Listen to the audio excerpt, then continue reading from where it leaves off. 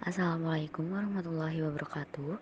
Peace be upon us to all. Good morning to Mr. Syifaudin as a lecturer in English courses and friend who are here. Here I will describe the result of our group work entitled Adjective. There are also the names of the members of group 2. The first one is myself, Syifa Salsabila, then Elsa Chandra Lilian, and the last member in Drikadia Stuti. The topic we will cover today: the first, definition adjective; second, adjective modify nouns; third, uses of adjective; fourth, teachers of comparison; and the last topic, coordinate adjective.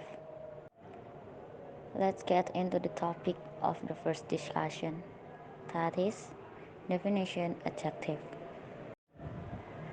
Adjectives are words that describe the qualities or state of being of nouns: innermost, dark, slightly yellow, fun, fresh.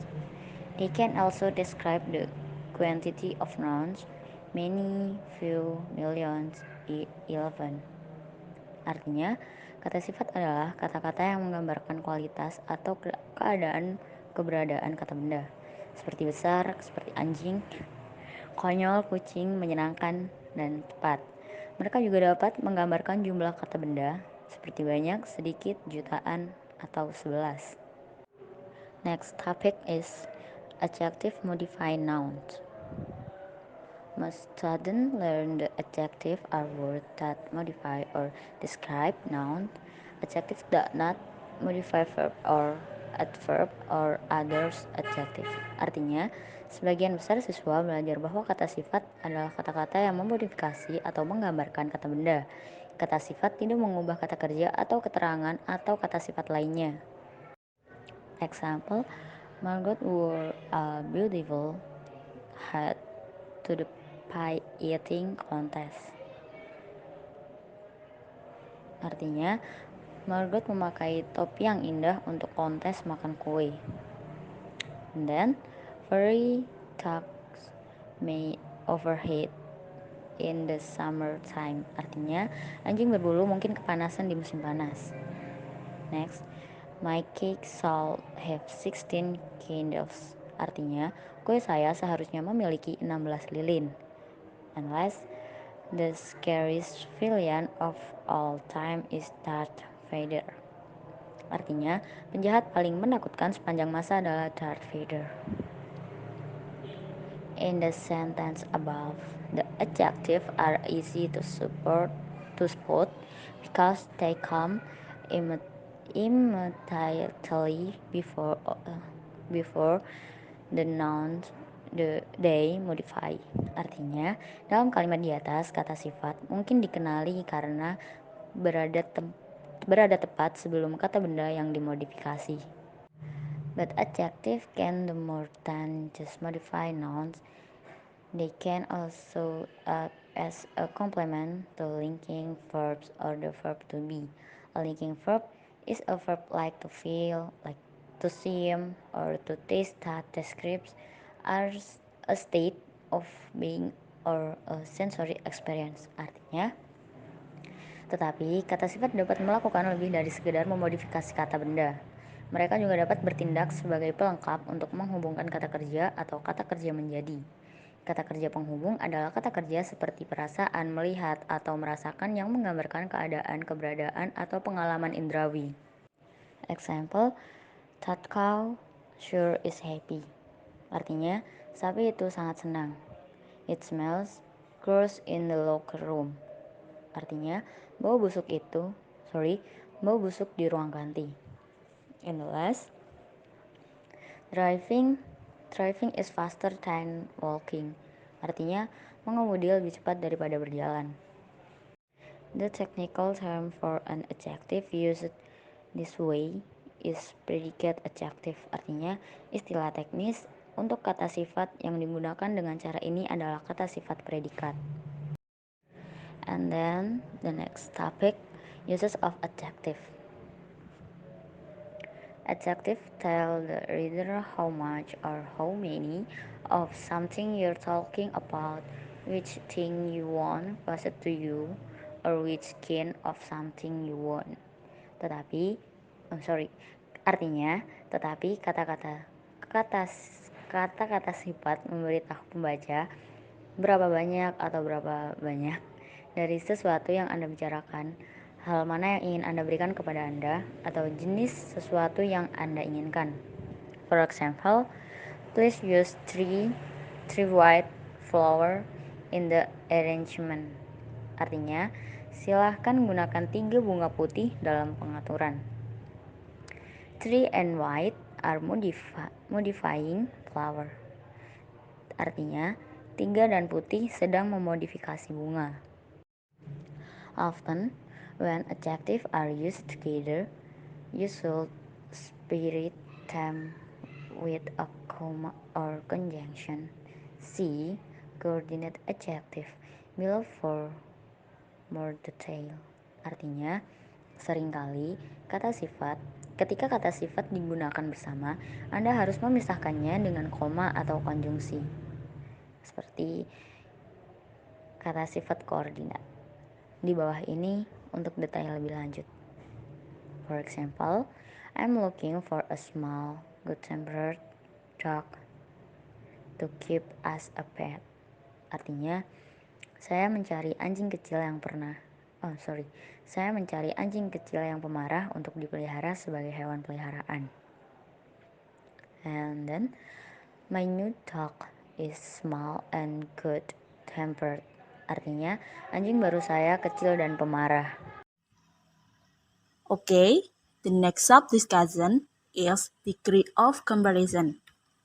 Adjectives come in 3 forms: absolute, comparative, and superlative. Absolute adjective describes something in its own right. Example, a cooler guy, pria yang lebih keren. A messier desk, meja yang lebih berantakan. Superlative adjective indicate that something has the highest degree of the quality in question. One syllable adjective becomes superlative by adding the suffix s or just s for adjectives that already end in e. Two syllable adjective ending in y replace y with iest. Multisyllable adjective add the word most. When you use an article with a superlative adjective, it will almost always be the definite article the rather than a or an. Using a superlative inherently indicates that you are talking about a specific item or items.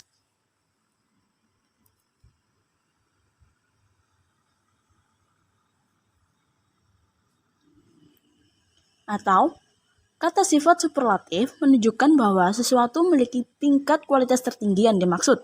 Kata sifat satu suku kata menjadi superlatif dengan menambahkan akhiran est atau hanya st untuk kata sifat yang berakhiran i.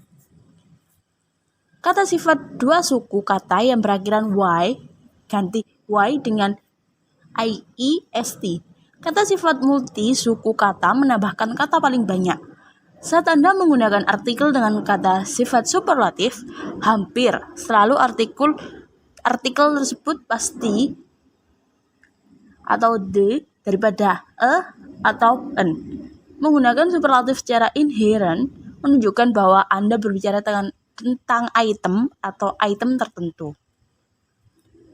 Example, the coolest guy, the messiest desk, cowok paling keren, meja paling berantakan. Okay, the next sub-discussion is coordinate adjective. Coordinate adjective should be separated by a comma or the word and. Adjectives are said to be coordinate if they modify the same noun in a sentence. Kata sifat koordinat harus dipisahkan dengan koma atau kata dan. Kata sifat dikatakan terkoordinasi jika mereka memodifikasi kata benda yang sama dalam sebuah kalimat. Example, this is going to be a long, cold winter. Artinya, ini akan menjadi musim dingin yang panjang dan dingin. Contoh yang kedua yaitu, Isabel's dedicated and tireless effort made all the difference. Upaya Isabel yang berdedikasi dan tak kenal lelah membuat semua perbedaan. But just the fact that two adjectives appear next to each other doesn't automatically mean they are coordinate. Sometimes, an adjective and a noun form a single semantic unit, which is then modified by another adjective. In this case, the adjectives are not coordinate and should not be separated by a comma. Atau, tetapi fakta bahwa dua kata sifat muncul bersebelahan tidak secara otomatis berarti mereka berkoordinasi. Terkadang, kata sifat dan kata benda membentuk satu unit semantik yang kemudian dimodifikasi oleh kata sifat lain. Dalam hal ini, sifat tidak berkoordinasi dan tidak boleh dipisahkan dengan koma.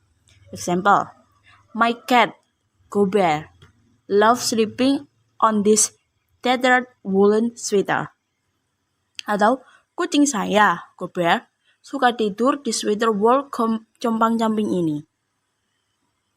Contoh selanjutnya, no one could open the old silver locket. Tidak ada yang bisa membuka liontin perak tua itu. In some cases, it's pretty hard to dedicate whether two adjectives are coordinate or not, but there are a couple of ways you can test them. Try inserting the word and between the adjective to see if the space. Try inserting the word and between the adjective to see if the phrase still seems natural. In the first sentence, the tethered and woolen sweater doesn't sound right because you really aren't talking about a sweater that is both tethered and woolen. It's a woolen sweater that is tethered. Woolen sweater form a unit of meaning that is modified by tethered. Atau, dalam beberapa kasus cukup sulit untuk memutuskan apakah dua sifat itu berkoordinasi atau tidak. Tetapi ada beberapa cara agar dapat mengujinya. Coba masukkan kata dan di antara kata sifat untuk melihat apakah frasa tersebut masih tampak alami. Dalam kata pertama, sweater, compang-camping, dan wool ini tidak terdengar benar karena Anda benar-benar tidak berbicara tentang sweater yang compang-camping dan wool. Ini adalah sweater wool yang compang-camping. Sweater wool membentuk satu kesatuan makna yang dimodifikasi dengan compang-camping. Another way to test for coordinate adjective is to try switching the order of the adjective and seeing if the phrase still works. In the second sentence, you wouldn't say, no one could open the silver or locket. You can reserve the order. You can reserve the order of the adjective because silver locket is a unit that if you can reserve the order. You can reserve the order of the adjective because silver locket is a unit that is modified by old. Atau cara lain untuk menguji kata sifat koordinat adalah dengan mencoba mengubah urutan tata sifat dan melihat apakah frasa tersebut masih berfungsi. Di kalimat kedua, Anda tidak akan mengatakan tidak ada yang bisa membuka liontin tua perak itu.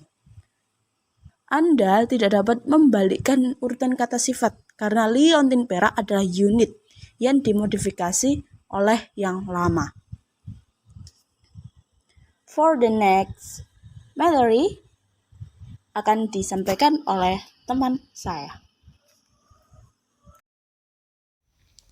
Oke, terima kasih Indri. Dari sini saya akan mengambil alih untuk penyampaian submateri yang terakhir, yaitu adjective versus adverb. As mentioned above, many of us learned in school that adjective modify nouns and that adverb modify verb. But as we've seen, adjective can also act as complement for linking verb. This leads to common tip of error: incorrectly substitution adverb in place of a predicate adjective. An example you've probably heard before is: banyak dari kita belajar di sekolah bahwa kata sifat memodifikasi kata benda dan kata keterangan memodifikasi kata kerja. Tapi, seperti yang telah kita lihat, kata sifat juga dapat bertindak sebagai pelengkap untuk kata kerja penghubung. Hal ini menyebabkan beberapa jenis kesalahan umum, seperti salah mengganti kata keterangan di tempat kata predikat. Contoh yang salah itu seperti I feel badly about what happened, yang artinya saya merasa buruk tentang apa yang terjadi. Because feel is a verb, it seems to call for adverb rather than an adjective. But feels is not just any verb, it's linking verb. An adverb word describe how you perform the action of a feeling. An adjective describe what you feel. I feel badly means that you are bad at feeling things. If you are trying to read Braille dramatic letter cloth, then it makes sense for you say I feel badly. But if you trying to say that you are expressing negative emotion, I feel bad is paraphrase if you want. Karena feel adalah kata kerja, seperti itulah cara kita untuk mengungkapkan kata keterangan daripada kata sifat. Tapi, feel bukan sembarang kata kerja. Itu adalah kata kerja penghubung. Kata keterangan yang akan menjelaskan bagaimana Anda melakukan tindakan perasaan. Kata sifat menggambarkan apa yang Anda rasakan. I feel badly berarti Anda buruk dalam merasakan sesuatu. Jika Anda mencoba untuk membaca huruf Braille menggunakan sarung tangan tebal, mungkin akan masuk akal jika Anda mengatakan I feel badly. Tetapi jika Anda mencoba untuk mengatakan bahwa Anda sedang mengalami emosi yang negatif, I feel bad adalah ungkapan yang sesuai. It's easier to see this diction with a different linking verb. Consider the difference between this sentence verb to sentence verb. Lebih mudah untuk melihat perbedaan ini dengan kata kerja penghubung yang berbeda. Kita bisa mempertimbangkan dengan melihat dua kalimat ini. Goober smell badly and Goober smell bad. Dua kalimat ini mempunyai arti yang sama di dalam bahasa Indonesia, tetapi memiliki maksud yang berbeda di dalam bahasa Inggris. When nouns become adjective and adjective becomes noun, one more thing you should know about adjective is that sometimes a word that is normally used as a noun can function as an adjective depending on its placement. Salah satu hal yang perlu Anda ketahui tentang kata sifat adalah terkadang kata sifat biasanya digunakan sebagai kata benda. Dapat berfungsi sebagai kata sifat tergantung penempatannya. Example, never try to pet someone quiet dog without asking permission first. Quiet is a noun, but in this sentence, it modifies dog.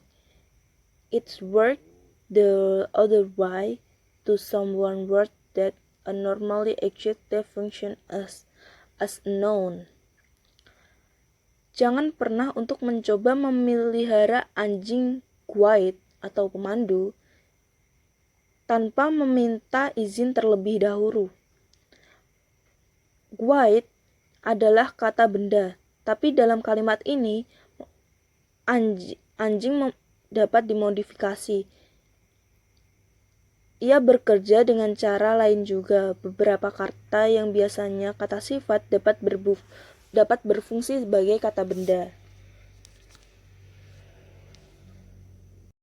Examples: Candice is working on a fundraiser to help the homeless. Artinya, Candice sedang mengerjakan penggalangan dana untuk membantu homeless atau tunawisma. In the context of this sentence, homeless is functional as a noun.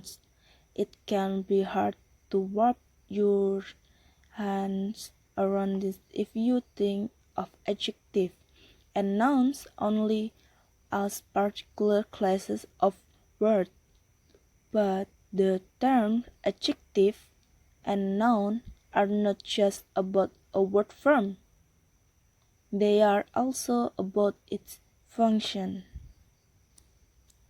Dalam konteks kalimat ini, tunawisma atau homeless berfungsi sebagai kata benda. Mungkin sulit untuk memahami hal ini jika Anda memikirkan kata sifat dan kata benda hanya sebagai kelas tertentu saja. Tetapi istilah kata sifat dan kata benda bukan hanya tentang bentuk kata, mereka juga tentang fungsinya. Adjective used at first will end with a few words about adjective and style. It's one thing to know how to use an adjective. It's another to know when using one is a good idea. Good writing is precise and concise. Sometimes you need an adjective to convey exactly what you mean. It's hard to describe a red sport car without the word red. But often causing the right noun eliminates the need to take an adjective. It's a big house or a mansion, a large crown or a throne, a mixed breed dog or mouth, a dark night or just night. Always remember to make every word count in your writing. If you need an adjective, use it. But if it's not pulling the weight, delete it. Saran penggunaan kata sifat akan mengakhiri beberapa kata tentang kata sifat dengan gaya. Mengetahui cara menggunakan kata sifat adalah satu hal yang baik. Mengetahui kapan menggunakannya adalah ide yang bagus. Penggunaan penulisan kata sifat yang baik adalah tepat dan ringkas. Terkadang Anda membutuhkan kata sifat untuk menyampaikan dengan tepat apa yang Anda maksud. Sulit untuk menggambarkan mobil sport sport, merah, red, tanpa kata merah, red. Namun, seringkali memilih kata benda yang tepat menghilangkan kebutuhan untuk menggunakan kata sifat. Apakah itu rumah yang besar atau mansion yang besar? Kerumunan yang besar atau hanya kerumunan? Anjing ras campuran atau hanya anjing kampung? Malam yang gelap atau hanya malam? Selalu ingat untuk membuat setiap kata menjadi lebih berarti di tulisan Anda. Jika Anda membutuhkan kata sifat, gunakan itu. Bila Anda tidak berpikir untuk tidak menggunakannya, maka hapus saja.